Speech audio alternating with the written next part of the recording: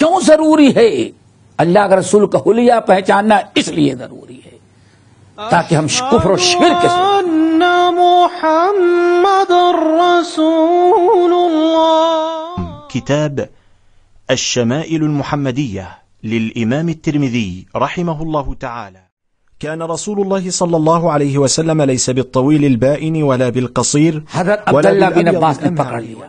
تم نے خواب دیکھا؟ ہاں. اچھا بتاؤ اللہ کے رسول کا حلیہ کیسے تھا؟ یہ ہم پکڑیں گے شمائل کو پڑھنے کے بعد ہر دجال کو پکڑیں. ولا بالجعد القطط ولا بالسبط بعثه الله. بسم اللہ الرحمن الرحیم. ان الحمد للہ نحمده ونستعینه ونستغفره ونعوذ باللہ من شرور انفسنا ومن سیئات اعمالنا. من يهده الله فلا مضل له ومن يضلله فلا هادي له واشهد ان لا اله الا الله واشهد ان محمدا عبده ورسوله. يا ايها الذين امنوا اتقوا الله حق تقاته ولا تموتن الا وانتم مسلمون. يا ايها الناس اتقوا ربكم الذي خلقكم من نفس واحده وخلق منها زوجها وبث منهما رجالا كثيرا ونساء واتقوا الله الذي تساءلون به والأرحام إن الله كان عليكم رقيبا. يا أيها الذين آمنوا اتقوا الله وقولوا قولا سديدا يصلح لكم أعمالكم ويغفر لكم ذنوبكم ومن يطع الله ورسوله فقد فاز فوزا عظيما. أما بعد فإن خير الحديث كتاب الله وخير الهدي هدي محمد صلى الله عليه وسلم وشر الأمور محدثاتها وكل محدثة بدعة وكل بدعة ضلالة وكل ضلالة في النار.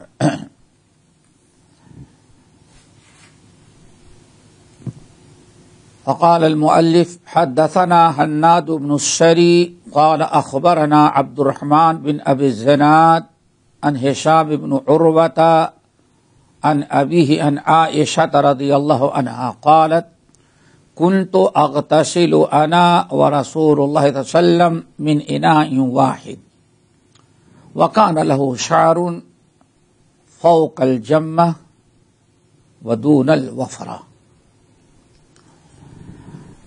محترم حضرات، اس سے پہلے نیا باب شروع ہوا تھا پچھلے درس میں، باب ما جاء فی شعر النبی صلی اللہ علیہ وسلم.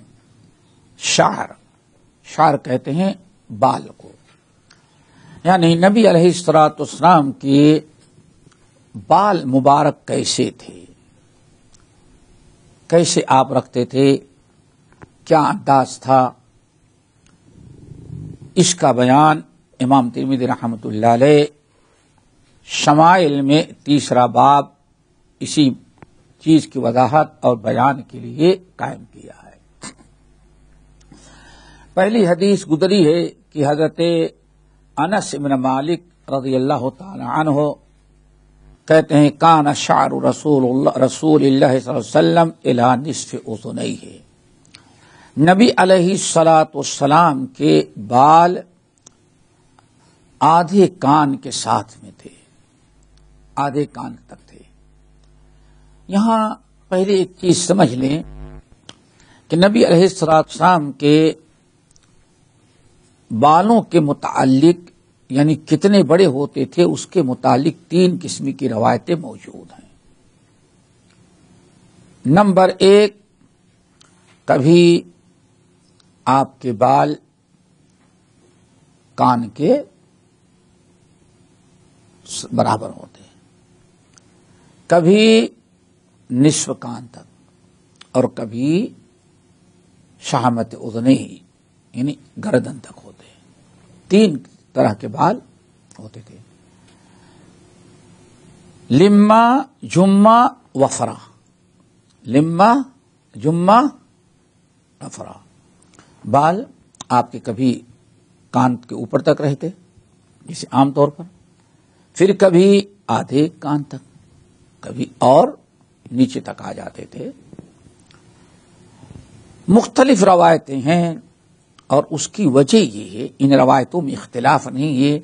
آپ یہ نہ کہیں کہ ہم کون سی حدیث صحیح مانیں، یہی ہوتا ہے کبھی انسان ناسمجھی کی بنا پر دو حدیثوں میں ٹکراؤ سمجھتا ہے، اور تقریباً یہ وہ لوگ کرتے ہیں جو کبھی اساتذہ سے علم حاصل نہیں کرتے۔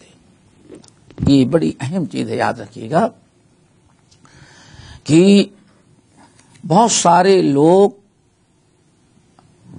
دو حدیثوں کو دیکھ کر کے دونوں میں ٹکراؤ اور تضاد سمجھتے ہیں، اور پھر یہیں سے انکار حدیث کا سلسلہ شروع۔ بھائی دونوں باتیں کیسے سچی ہو سکتی ہیں؟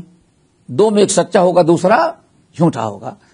یہ اس قسم کی باتیں وہی کرتے ہیں جو اپنے سے عالم بن جاتے ہیں، کسی استاد سے حدیث نہیں پڑھتے۔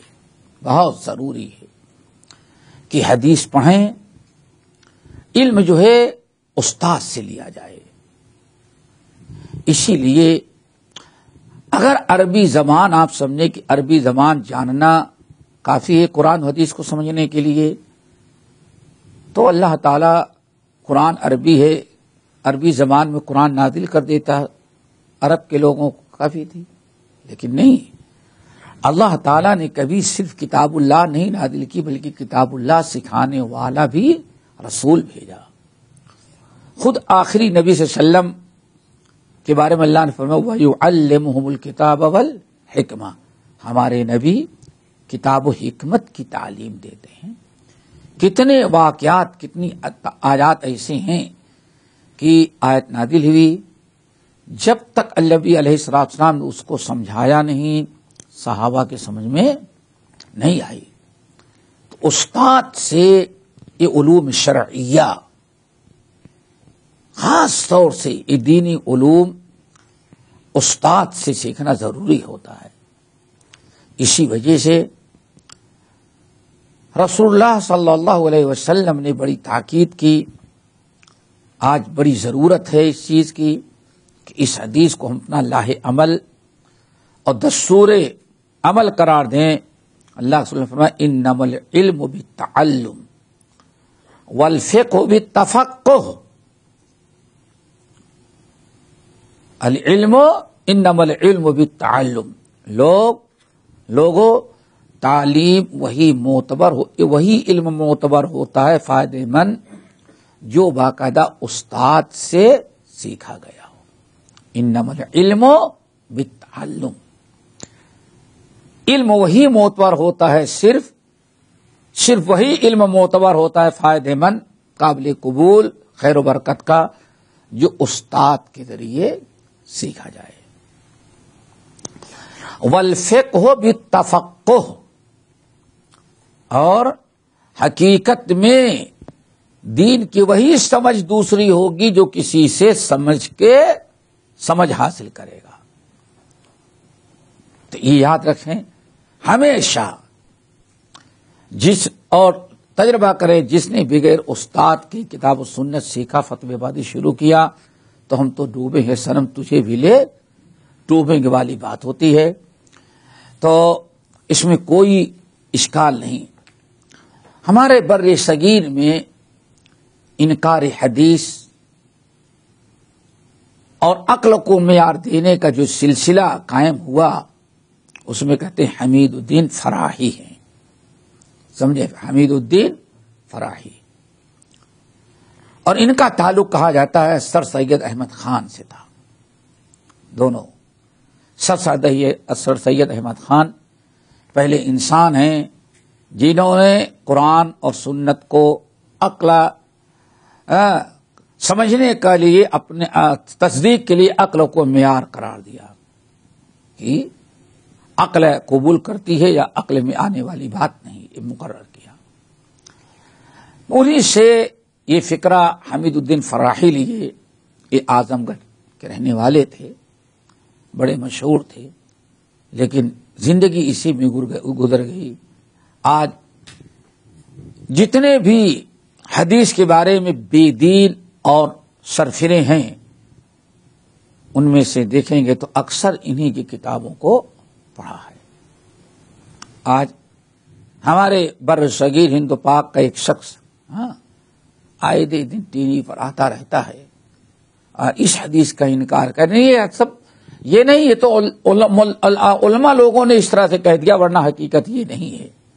دیکھیں کہ پاکستان میں کھنگا برابر ٹی وی چینل پر بیان دیتا رہتا ہے. دیکھیں نہ داڑھی ہے نہ موش ہے، سنیے نا بے دین. وہ فخر کے ساتھ کہتا ہے کہ ہمارے امام، ہم نے جو دین سیکھا، حدیث سیکھی، ہمارے استاد، ہمارے سب سے بڑے امام تو ہیں حمید الدین فراہی. سوچیں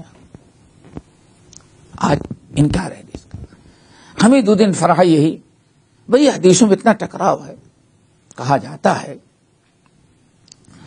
کہ ایک مرتبہ ایک اہل حدیث عالم قاضی سلیمان صاحب سلمان منصور پوری رحمت اللہ علیہ، بہت بڑے عالم تھے، جنہوں نے کی مشہور کتاب رحمت للعالمین، اس سیرت کی بہت زبردست اور اپنی مثال نہیں رکھتی ہے،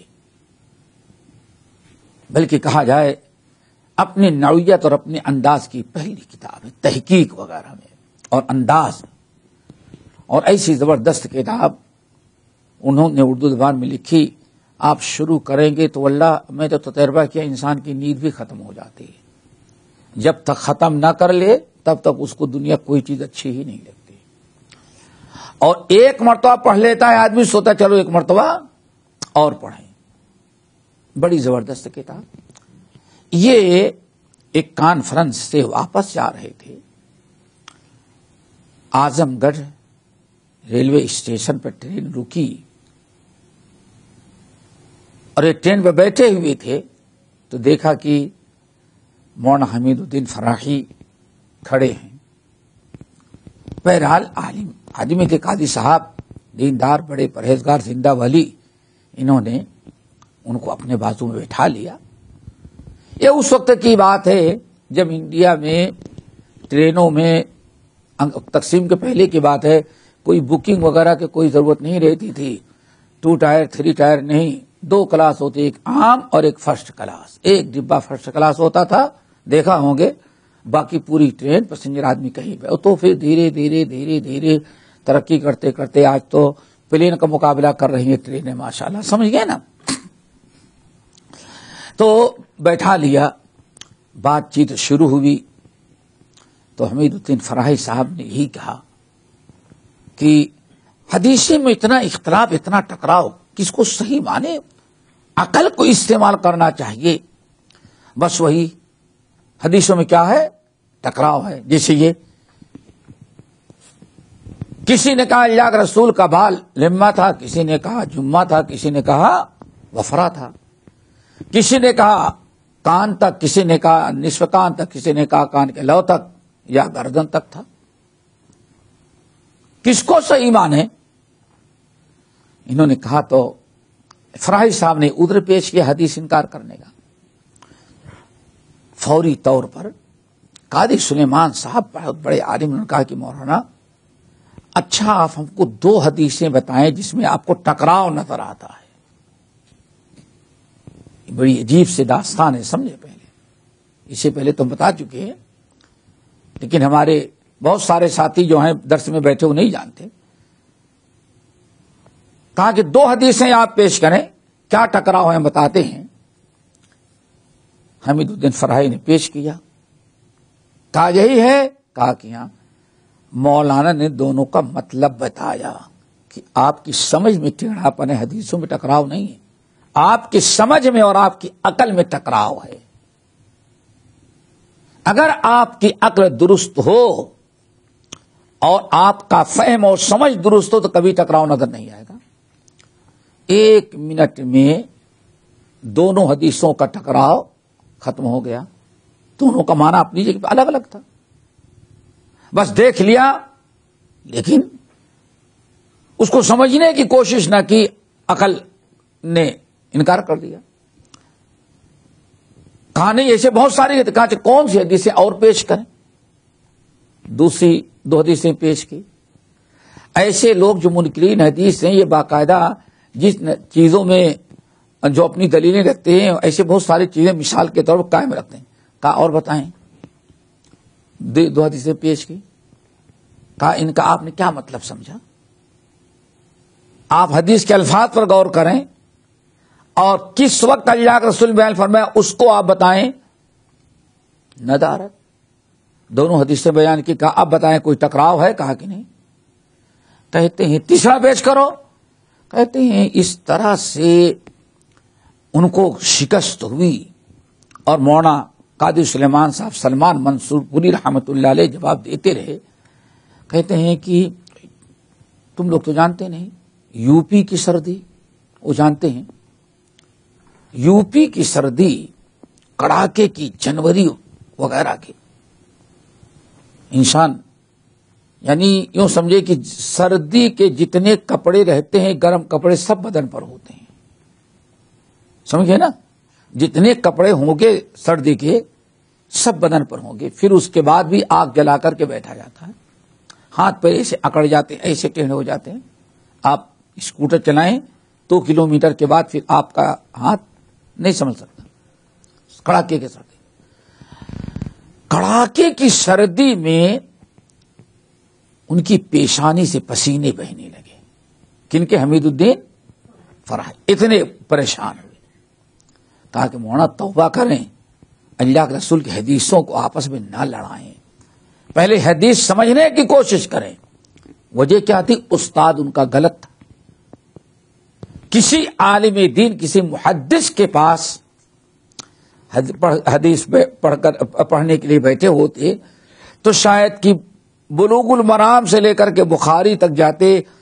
استاد اس طرح سے ان کی ذہن سازی کرتا, اشکالات دور کرتے کہ پھر زندگی میں کبھی ان کو حدیث میں ٹکراؤ نظر نہ آتا.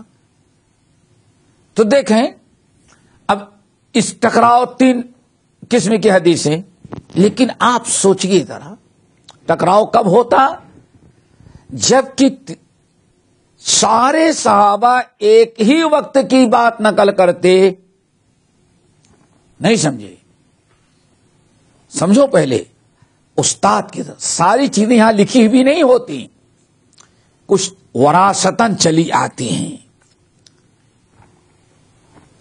استاد نے بتایا, پھر استاد نے اپنے شاگردوں کو بتایا, پھر وہ اپنے شاگردوں کو, یہ اس طرح سے سلسلہ ہوتا ہے. سمجھ رہے ہیں نا؟ اب آپ بتائیے کتنی عجیب سے بات. ٹکراؤ اس وقت ہوتا جب کہ تینوں قسم کی روایتیں کرنے والے لوگ ایک ہی مجلس کی بات بتاتے, لیکن ان میں کوئی ایک مرتبہ, کوئی 2-4 مہینے کے بعد, کوئی سال بھر کے بعد, کوئی چھوٹا, کوئی اللہ کے رسول کی زندگی, کوئی اللہ کے رسول کی زندگی کے بعد روایت کر رہے ہیں. اب آپ بتائیں اتنے ساتھی بیٹھے ہیں, اتنے لوگ سن رہے ہیں, ہر آدمی اگر دیکھے تو کیا ہر وقت جب سے پیدا ہوا اس کے بال آج تک ایک ہی طرح رہتے ہیں؟ سوچئے ذرا. بال ایک ایسی چیز ہے کہ اس میں کمی بیشی انسان کی طرف سے ہوتی رہتی ہے. سب سے پہلے انسان کے بال بڑھتے ہیں, چلو اگلے ہفتے کٹائیں گے, بعد میں کٹائیں گے. ابھی زکام ہوا ہے, بال کٹائیں تو سردی اور ہو جائے گی, کیا خیال ہے؟ یہی نہیں کرے تو اس کے بال دیکھیں کافی لمبے ہو جاتے ہیں. پھر انسان جب بال کٹاتا ہے تو بال کٹانے کے انداز بھی الگ ہوتے ہیں. کوئی کہتا ہے بھائی 1 نمبر مشین, کوئی کہتا ہے 2 نمبر, کوئی کہتا ہے 3 نمبر, کوئی کہتا ہے 4 نمبر, کوئی کہتا ہے بھائی نہیں ایک تھوڑا سا ایک چاول بھر چھوٹا کر دیں. بال کٹانے کے میں بھی انسان فطری طور پر ہمیشہ, اس میں دنیا کی کسی قوم کا کوئی اختلاف نہیں ہو سکتا بال کے بارے میں جو ہم آپ کو سمجھا رہے ہیں. پھر بال کٹتے ہیں تو کچھ چھوٹے رہتے ہیں, کچھ بڑے ہو جاتے ہیں, کچھ لمبے ہو جاتے ہیں. تو گویا کہ صحابہ کرام مختلف اوقات کے نبی علیہ السلام کے بال کیسے ہوتے اس کو ہر صحابی نے جس موقع پر دیکھا اور جس انداز کرا ویسے ہی بال بیان کر دیا. ٹھیک ہے نا؟ کوئی اس میں اشکال کی چیز نہیں ہے، قابل اعتراض چیز نہیں ہے. کہتے ہیں انس بن مالک نبی علیہ السلام کے بال کب تک کتنا رہا تک کتنے تھے؟ نصف کان تک، نصف آدھے کان تک. ہاں چلو اگلی حدیث. قال حدثنا حناد بن السری، امام ترمذی کہتے ہیں ہم سے یہ حدیث بیان کیا ہمارے استاد حناد ابن السری رحمت اللہ علیہ. قال اخبرنا، کہتے ہیں حناد ابن السری کہ ہم کو حدیث بیان کی عبد الرحمن بن ابی الزناد،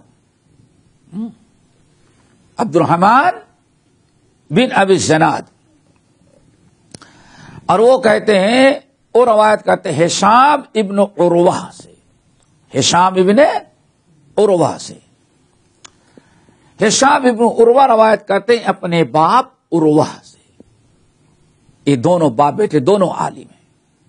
ہاں دونوں عالم ہیں، حضرت عروہ بھی اور حضرت ہشام باپ بیٹے دونوں عالم ہیں. اور حضرت عروہ روایت کرتے ام المومنین عائشہ رضی اللہ تعالی عنہا سے. حضرت عائشہ رضی اللہ تعالی عنہ کے بڑے اور مخصوص شاگردوں میں جو مردوں میں یہ ایک ہیں عروہ ابن زبیر، اور رشتے میں تھے. کہتے ہیں کہ ام المومنین عائشہ رضی اللہ تعالی عنہ نے فرمایا کنت اغتسل انا ورسول اللہ صلی اللہ علیہ وسلم، میں نہاتی تھی اور میرے ساتھ رسول اللہ صلی اللہ علیہ وسلم بھی غسل کرتے تھے، نہاتے تھے. من اناء واحد، برتن ایک ہی تھا، ایک ہی برتن سے، ایک ٹب یا بالٹی سمجھ لو، سامنے پانی رکھ لیتے ایک برتن میں، ایک طرف اللہ کا سطول دوسری طرف سے میں، اور دونوں پانی لے کر کے ہم نہا لیتے تھے. ٹھیک ہے نا؟ اس سے زوجین کا ساتھ میں نہانا بھی ثابت، اور پھر ایک دوسرے کے بچے ہوئے پانی سے غسل کرنا بھی ثابت. وہ حدیث منسوخ ہوگی جس کو آپ لوگوں نے بلوغ المرام پڑھا کہ اللہ کے رسول نے فرمایا عورت کے بچے ہوئے پانی سے غسل کرنے سے اللہ کے رسول نے منع کیا، وہ منسوخ ہو گئی. ٹھیک ہے نا؟ چلو. وَكَانَ لَهُ شَعْرٌ، اور نبی علیہ السلام کے بال تھے، اور آپ کے بال مبارک کتنے بڑے تھے، کیسے تھے؟ فوق الجمہ، جمہ سے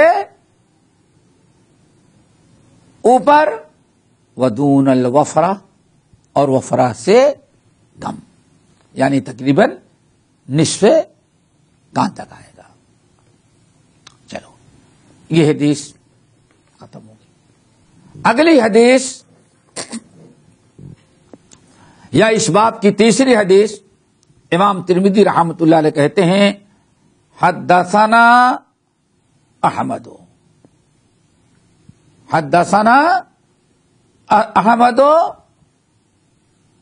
بن منیع، احمد ابن منیع. یہ احمد ابن منیع یہ بغی ہے، ایک جگہ ہے وہاں کے تھے، لیکن آ کر کے بغداد میں رہا کرتے تھے. علم وغیرہ سب کہاں حاصل کیا؟ بغداد میں. احمد ابن منیع، اسی لیے ان کو کہا جاتا ہے ابو جعفر نزیل بغداد. کنیت ان کی کیا؟ ابو جعفر نزیل بغداد، یعنی بغو سے کہاں چلے آئے تھے؟ بغداد، نزیل تھے وہاں. یہ کہتے ہیں حدثنا ابو قطن، ابو قطن، حدثنا ابو قطن۔ ابو قطن ان کا نام ہے عمرو بن ہیثم، عمرو بن ہیثم البصری۔ ابو قطن یہ کنیت ہے، نام کیا ہے؟ عمرو بن الہیثم البصری۔ کہتے ہیں حدثنا شعبۃ، شعبہ ابن الحجاج گزر چکی ہے۔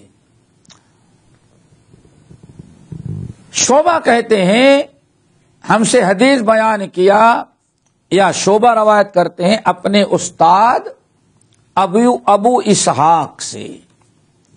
ابو اسحاق کون ہے؟ گزر چکے ہیں، سبعی، پیچھے کئی بار آیا، جن کا نام ہے عمرو بن عبداللہ، عمرو بن عبداللہ السبعی۔ ابو اسحاق کنیت ہے، ان کا تذکرہ اس سے پہلے بھی گزر چکا ہے۔ یہ روایت کرتے ہیں براء ابن عازب رضی اللہ تعالی عنہ سے۔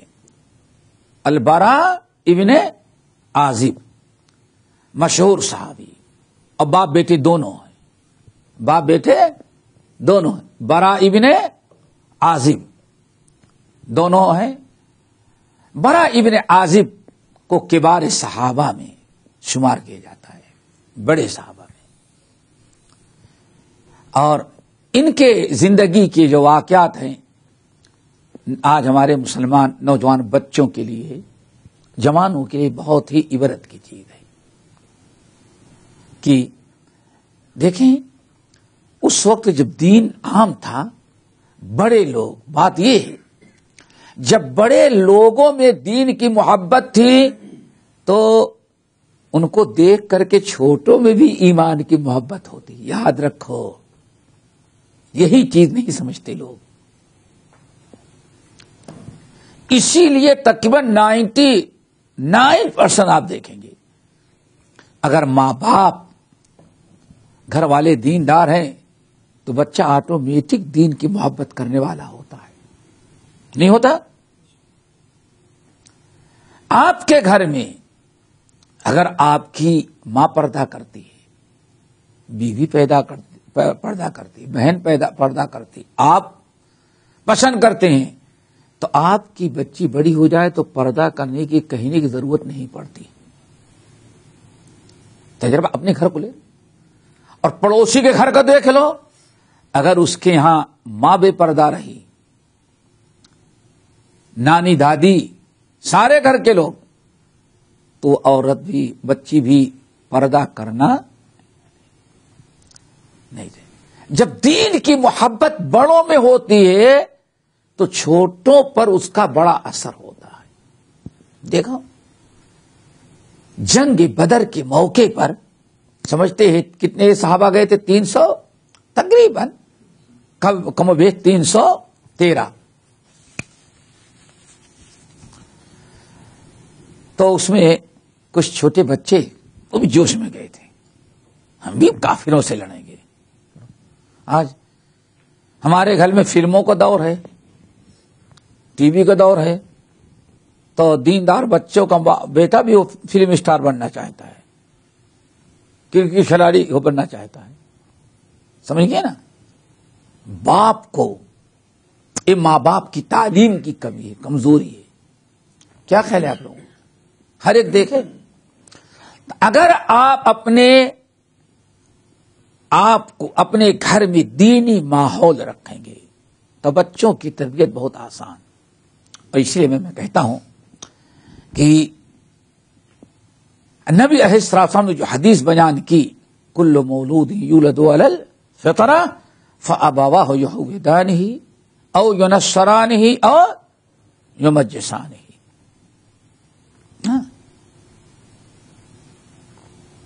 کل مولود یولد علی الفطرہ، ہر بچہ اپنی فطرت اسلام پر پیدا ہوتا ہے۔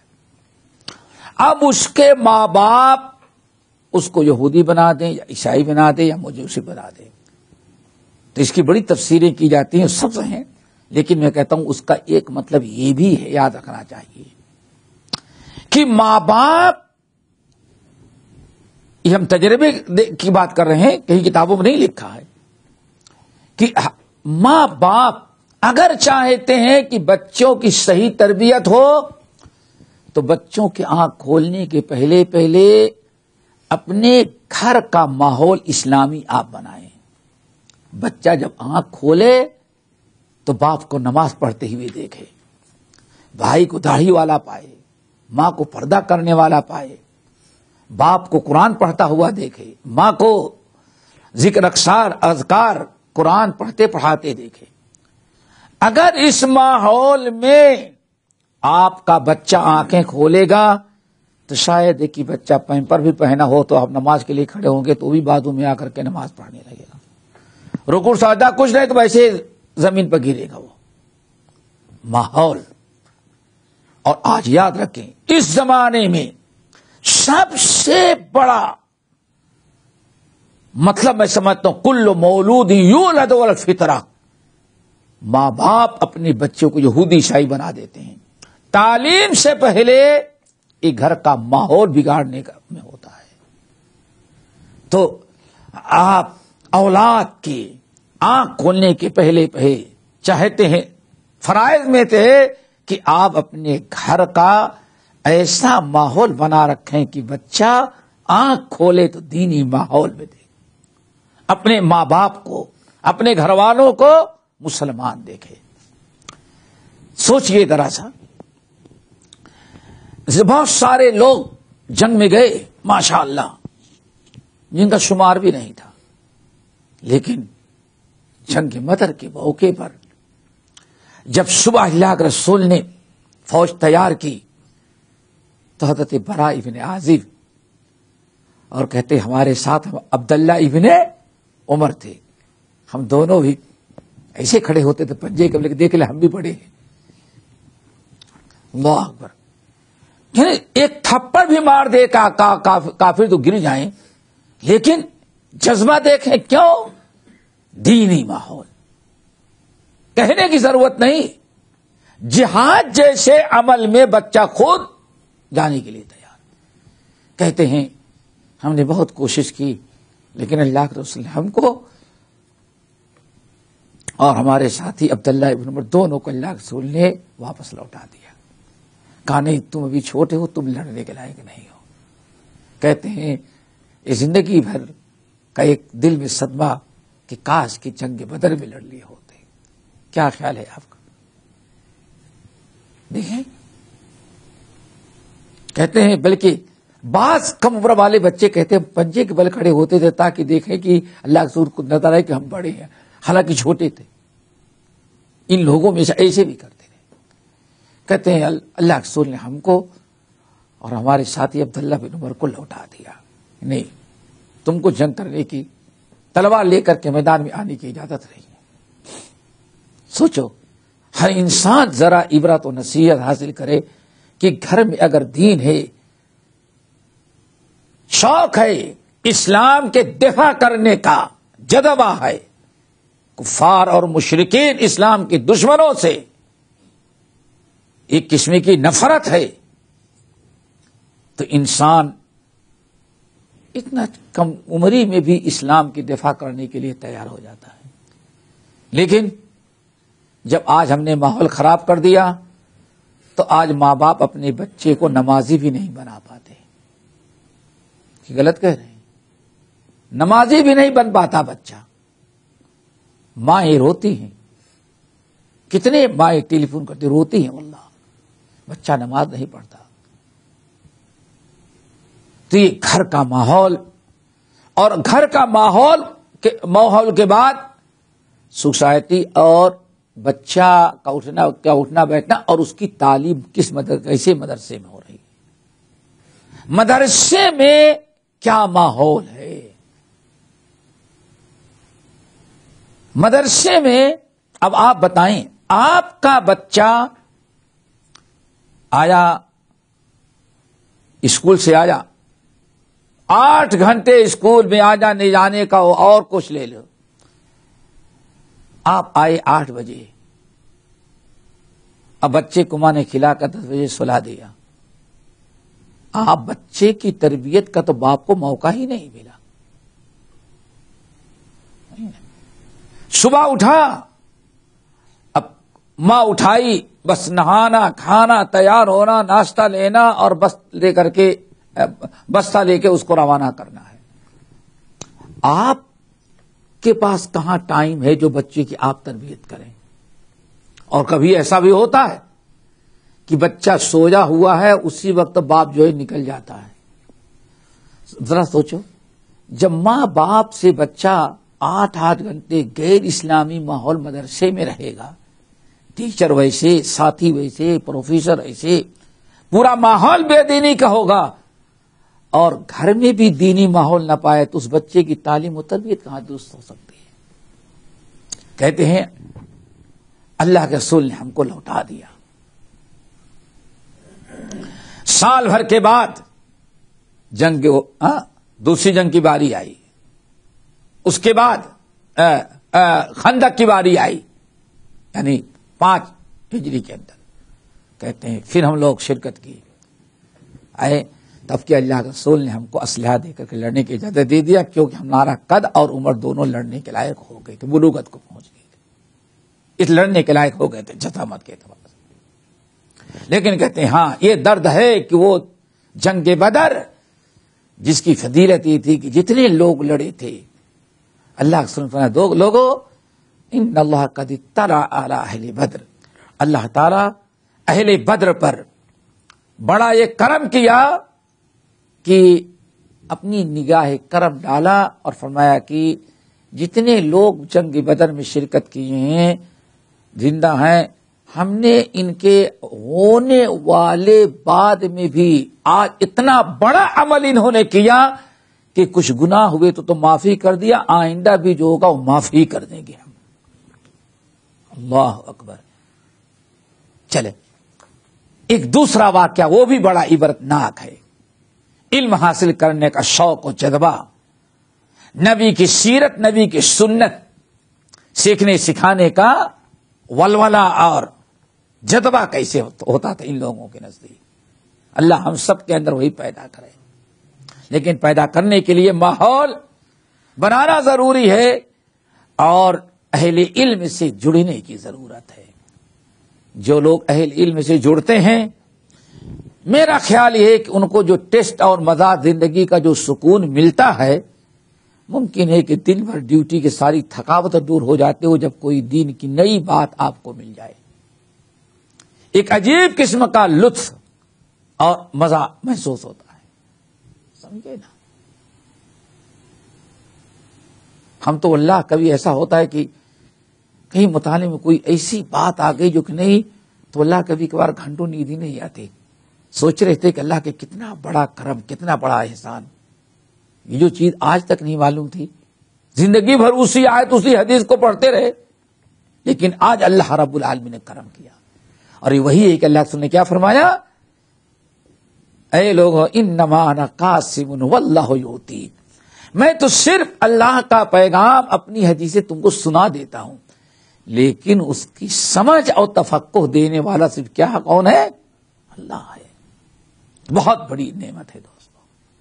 تو اگر علم والوں سے، علمی محفلوں مجلسوں سے جڑے رہیں گے تو یقیناً شوق پیدا ہوگا علم حاصل کرنے کا۔ ذرا سوچیں، یہی برا ابن عازب کہتے ہیں کہ ایک مرتبہ ابو بکر صدیق رضی اللہ تعالی عنہ نے میرے والد عاطف سے ایک سواری، اور بعض روایتوں کے مطابق غلام کہتے ہیں لیکن صحیح ہے کیا، ایک سواری خریدی۔ صدیق اکبر نے ہمارے والد عازف سے کہا کہ بھائی ایسا کر دے کیجئے کہ اپنا بیٹا بیٹھا ہے نا بڑا، اللہ ذرا اس کو کہہ دیں ہمارا ہمارا سامان وہاں تک پہنچا دے. اللہ اکبر. دیکھا آپ نے کتنا شوق و جذبہ. ہم ہوتے تو کہتے ٹھیک ہے کتنا دیں گے, 100 درہم دیں گے, 100 دینار دیں گے, کیا دیں گے آپ, ہم پہنچا دیں گے لیکن پہلے طے کریں کیا دیں گے. اللہ اکبر. کیا کہا معلوم ہے؟ اس سے پہلے میرا خیال ہے کیا گزر چکا ہے. کیا کہا کہ ان سے کہیں ابو بکر سے میں پہنچاؤں گا لیکن ہجرت والی حدیث ہم کو سنا دیتا ہوں. ہاں دیکھو یہ کتنی بڑی حرص, علم حاصل کرنے کا شوق, جذبہ. اسی لیے اللہ نے کیا فرمایا, 2 حریص ایسے ہیں جو کبھی آسودہ نہیں ہوتے. سمجھ گئے نا, 2 حریص ایسے ہیں جن کا جو کبھی آسودہ نہیں ہوتے. ایک علم کا حریص, اللہ رسول کی حدیث ترمذی کی, ایک علم کا حریص کبھی علم سے آسودہ نہیں ہوتا. جتنا اللہ اس کو دیتا جاتا اتنا ہی زیادہ اس کے اندر اور شوق اور جذبہ پیدا ہوتا رہتا ہے. نمبر 2 مال کا حریص. مال کا حریص یہ کبھی آسودہ نہیں ہوتا. تو برا ابن عازم نے کہا والد صاحب ایسا کریں, ہم پہنچائیں گے لیکن ہم کو حدیث سنا دیں. صدیق اکبر نے کہا چلو ہم سنا دیں گے. اللہ اکبر. معلوم تھا ان کو, لیکن جس کی حدیث سے اس سے ڈائریکٹ سننے, تو یہ علم کا شوق اور جذبہ تھا اتنا بڑا کہ ایک موقع ملا ہے تو ابو بکر اگر ہم سے کام لے رہے ہیں تو اچھا ہے کہ ایسے موقع پہ شرط رکھ لو, ٹھیک ہے میں پہنچاتا ہوں لیکن شرط ہے کہ حدیث ہم کو سنانی پڑے گی. اللہ یہی شوق یہ جذبہ ہم سب کے اندر پیدا کر لے.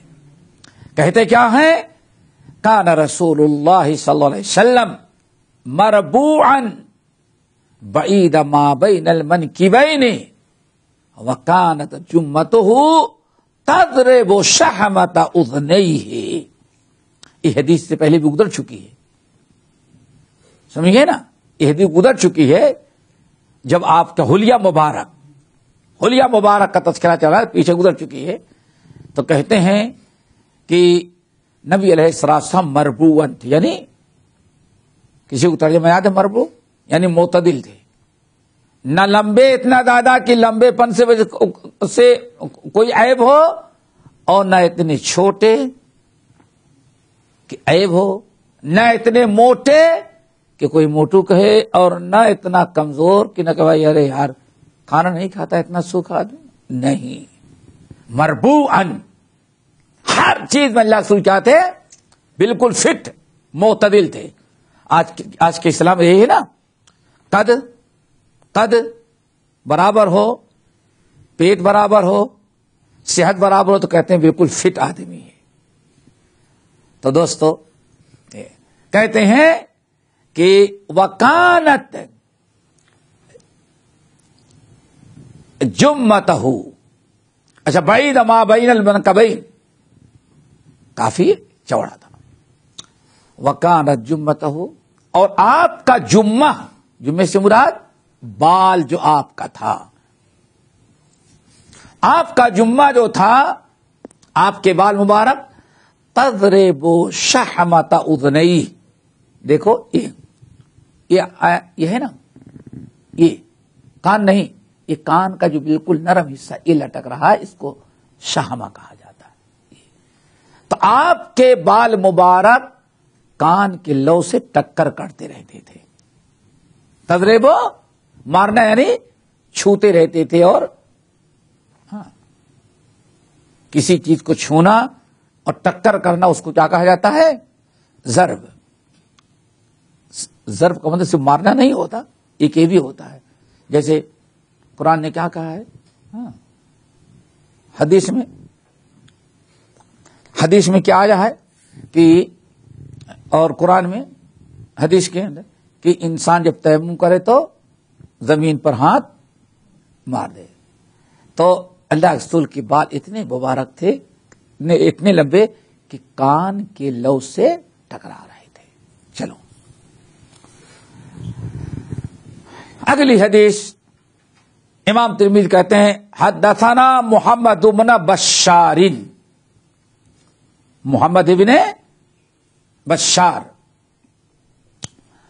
یہ سب راوی گزر چکے ہیں نا. قال حدثنا وهب بن جرير قال حدثني ابی. وهب بن جریر بن حازم کہتے ہیں ہم سے بیان کیا ہمارے والد نے. دعا کرو آج ایسے ہی ہم سب کو بنائے. دیکھو واقعی یہ بڑی رغبت کی چیز ہے کہ انسان اپنے باپ سے، دادا سے حدیث روایت کرے. بیٹے سمجھ گئے نا؟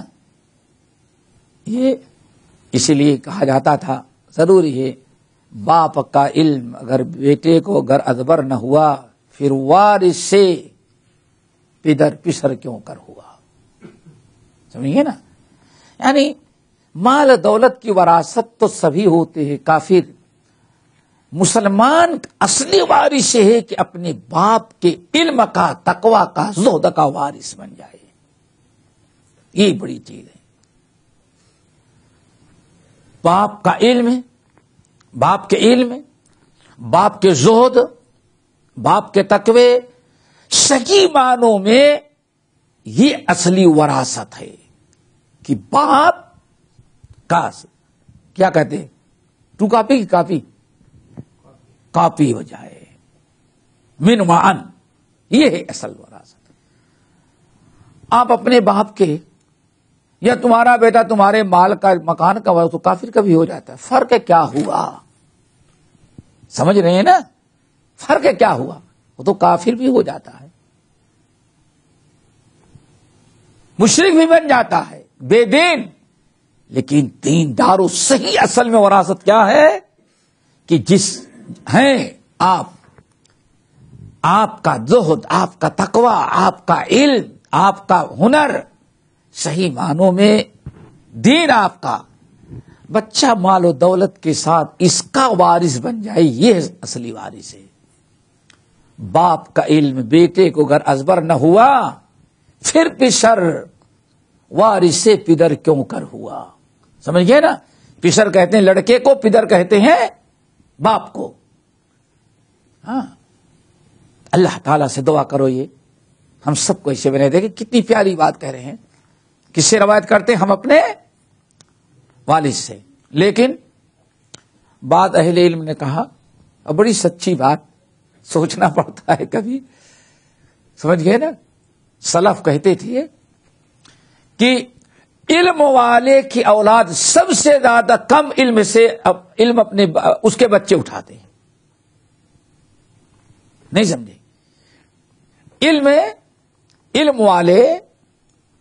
علم والوں کی، علماء کی اولاد سب سے کم اپنے باپ کے علم سے فائدہ اٹھاتی ہے. دوسرے لوگ، باہر کے لوگ اٹھا لیتے ہیں، لیکن بیٹا اپنے باپ عالم کے علم سے فائدہ نہیں اٹھاتا. اللہ، بڑی حیرت کی بات ہوتی ہے. بر صغیر کا اب نام نہیں لیے کیونکہ تفصیل میں نہیں جانا چاہتے.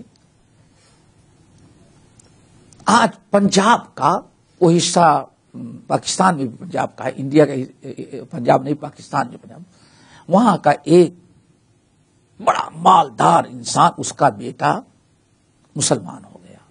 ہندو کا بیٹا مسلمان ہو گیا، اور وہ بہت تکلیفیں اٹھائی، بہت اس کو پکڑ کر کے باپ اور رشتے دار آتے، لے جا کر کے ہندو بناتے، گنگا نہلاتے، بہت کچھ. بہرحال وہ موقع پا کر کے بھگ جاتا. کئی مرتبہ پکڑ کے لے گئے، آخر میں بھگا اور بھگنے میں کامیاب ہو گیا. علم حاصل کیا، دیوبند گیا، وہاں علم حاصل کیا. آج سے 100 سال پہلے کی بات تقریباً، اور زیادہ ہو رہے. اور پھر اس کے بعد آخر میں دیوبند کے لوگوں نے نکال دیا. اور نو مسلم بیچارہ کسی نے بتایا تھا کہ دلی کے اندر ایک بڑے اچھے انسان عالم ہیں، دنیا کے سب سے بڑے محدث، ان کے پاس جاؤ۔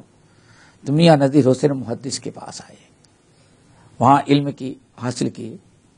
حاصل کرنے کے بعد بنارس میں آ کر کے انہوں نے مدرسہ قائم کیا، پریس قائم کیا، اور جتنے بیٹے تھے سب کو عالم بنایا، اور واقعی عالم بنے بچے، بڑے بڑے ٹاپ کے لوگ، پوری دنیا کے اندر شہرت تھی، سمجھ گئے نا۔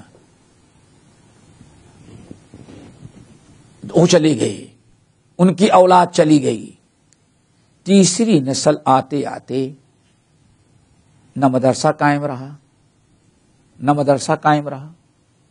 پریس قائم رہا، نہ کوئی خاندان میں عالم رہ گیا۔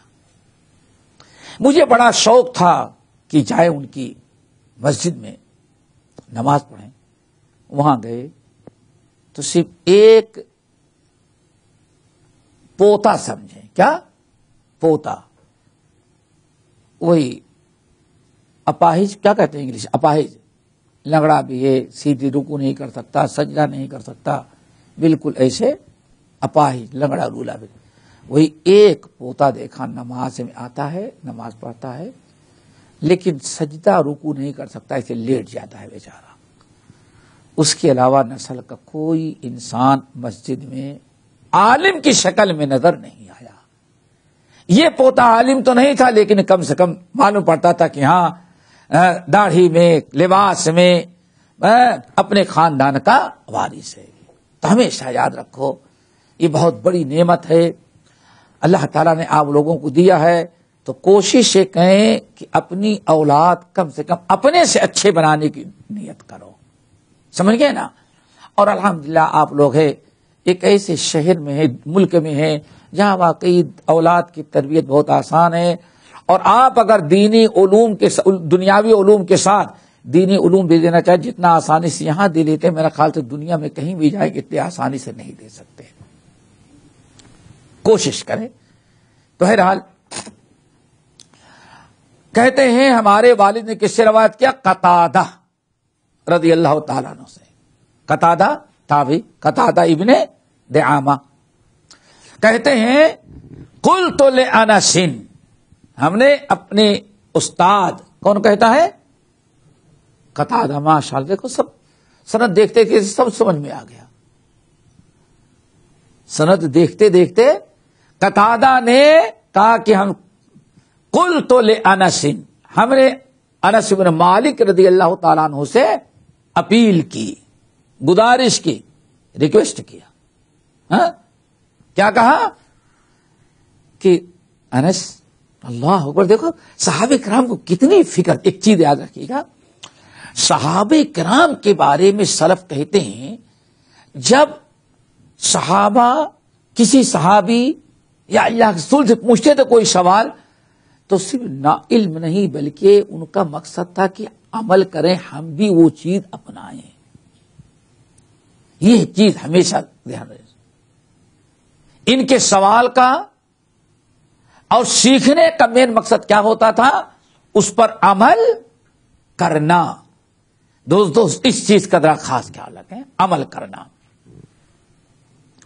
کہتے ہیں میں نے پوچھا کہ کیف کان شعر رسول اللہ صلی اللہ علیہ وسلم، ذرا بتائیں گے کہ نبی علیہ السلام کے بال مبارک کیسے ہوتے تھے؟ کیا مقصد تھا؟ علم ہو اور پھر ہم عمل کریں۔ تو وہی لم یکن بالجعد، بالکل مڑے ہوئے نہیں تھے، گھونگھیرے والے جو ٹہے رہتے ہوتا ہے نا، اور نہ تو بسبتے، اور نہ تو بالکل لوز، ریشم کی طرح نرم تھے، بیچ کے تھے۔ یہ پوری تفسیر گزر چکی ہے۔ کان یبلغ شعرہ شحمۃ اذنیہ، اور آپ کے بالوں کو میں نے دیکھا کہ آپ کے بال کس کو ٹکر کرتے رہتے، چھوتے رہتے؟ کان کی لو، بتایا شاہمہ، کان کا نچلا حصہ جو نرم گوشت ہے اس کو شاہمہ اذنی کہتے ہیں۔ اللہ اکبر۔ یہ یعنی انس بن مالک رضی اللہ تعالیٰ، کیا مطلب ہے؟ یعنی میں نے دیکھا کہ اللہ کے رسول زیادہ زیادہ لمبا بال کرتے تھے، کہاں تک پہنچ جاتے تھے؟ شامتا اس نے. اللہ اکبر. چلو، لیکن اشکال دور ہو گیا نا. کبھی ایسے، کبھی اس سے اوپر، اور کبھی یا اوپر، کبھی اس سے چھوٹے، کبھی اس سے چھوٹے. بس یہی کہ عام طور پر آپ استورا نہیں چلواتے تھے. ہاں یاد رکھیے گا، عام طور پر آپ دیکھیں گے تو بہت زیادہ سر کے بالوں کو استورے سے چھلانا آپ سے ثابت نہیں ہے. حج اور عمرے کے علاوہ بہت کم ایسا ہوتا رہا. اکثر آپ اپنے بالوں کو قصر کرتے تھے، چھوٹا کرواتے تھے. چلو آگے. قال حدثنا محمد بن يحيى ابن ابي عمر المکی. امام ترمذی کہتے ہیں ہم سے حدیث بیان کیا ہمارے استاد محمد بن یحییٰ بن ابی عمر المکی، اور یہ کہتے ہیں حدثنا سفیان ابن عیینہ تھا. یعنی امام ترمذی کے استاد محمد بن یحییٰ بن ابی عمر المکی ہیں، اور وہ روایت کرتے ہیں اپنے استاد سفیان ابن عیینہ رحمہ اللہ. محمد بن یحییٰ بن ابی عمر المکی، ان کے متعلق دو چیزیں یاد رکھیے گا. نمبر ایک، سفیان ابن عیینہ رحمت اللہ علیہ جو مکے میں رہتے تھے، یہ ان کے مخصوص شاگردوں میں سے ہیں اور بڑے شاگردوں میں سے ہیں. سمجھ گئے نا؟ بڑے شاگردوں میں سے ہیں. ایک چیز. نمبر دو، بڑی اہم چیز، جن ائمہ کرام نے مسند پر کتاب لکھی ہے، حدیث کتاب لکھی مسند، ان میں ایک، اس لیے ان کو صاحب المسند کہا جاتا ہے. یعنی دوسرے لفظوں میں کیا؟ حدیث کی تدوین اور حدیث کو جمع کرنے، اکٹھا کرنے میں صحابہ کی ترتیب پر جن علماء نے کام کیا، جن محدثین نے، ان میں ایک یہ بھی ہیں محمد بن یحییٰ بن ابی عمر المکی. اسی لیے ان کو صاحب المسند کہتے ہیں. صاحب المسند. سفیان ابن عیینہ عن ابن ابی نجیح، عن ابن ابی نجیح. سفیان ابن عیینہ روایت کرتے ہیں ابن ابو نجیح کے بیٹے تھے. ان کا نام ہے عبداللہ بن یسار المکی. عبداللہ بن یسار المکی.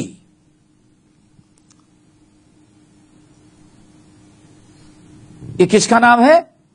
ابن ابی نجیح کا. یہ جو راوی، ان کا نام کیا ہے؟ مکی الثقفی، یعنی اصل میں طائف کے رہنے والے تھے اور آ کے کہاں آباد تھے، ہو گئے تھے مکی میں. چلو دیکھیں، یہ تقریباً امام ترمذی سے لے کر کے بعد ان ابن نجیح تک سارے راوی مکی ہیں. یہ بھی محدثین کے یہاں ایک فن ہے، ایک مخصوص فن ہے کہ شہر کے اعتبار سے، سمجھ گئے نا؟ تو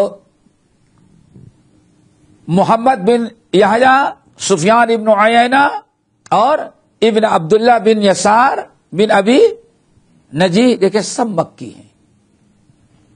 ان مجاہد، مجاہد بن جبر،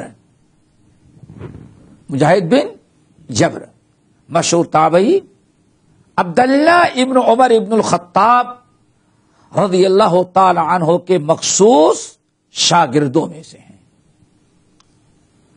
بلکہ بسا اوقات کے سفر اور حضر کے ساتھی بھی رہتے تھے۔ ہو گئی بات۔ ان ام ہانی، ام ہانی بنت ابی طالب رضی اللہ تعالی عنہا،